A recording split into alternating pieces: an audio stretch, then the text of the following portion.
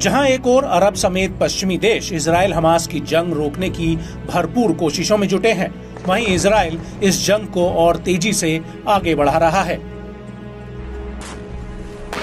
Gaza में Hamas के सफाए के बाद अब रफा में इजराइल हमास के पीछे पड़ा है। वहीं इजराइल हमास की इस जंग में अब तालिबान भी कूद पड़ा है। तालिबान ने इजराइल के खिलाफ जंग में हिजबुल्लाह का साथ देने के लिए 1000 से अधिक लड़ाके लेबनान भेजे हैं।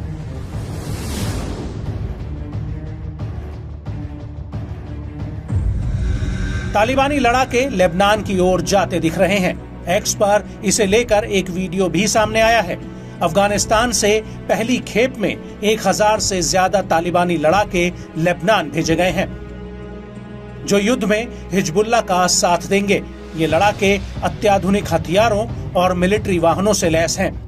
तालिबानी लड़ाके हाथ में हथियार लहराते हुए मिलिट्री वाहन के साथ स्केटिंग करते जाते हुए देखे जा सकते हैं।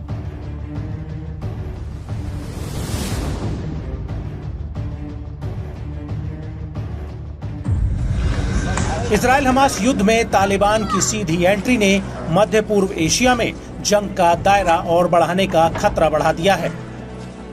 तालिबान का कहना है कि उसके पास अरबों रुपयों के अमेरिकी हथियार हैं, जिसे जो बाइडेन अफगानिस्तान में छोड़ गए हैं।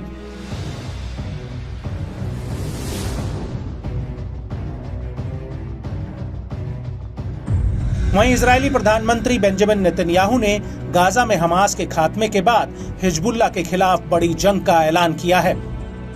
नेतन्याहू ने कहा था कि गाजा में हमास के खिलाफ जंग लगभग खात्मे की ओर है। उन्होंने कहा कि हमास के खिलाफ गाजा में जंग अभी भी जारी रहेगी, मगर बड़ी संख्या में हमास के लड़ाकों के मारे जाने के बाद अब अधिक इजरायली सैनिकों की गाजा में जरूरत नहीं रह गई है।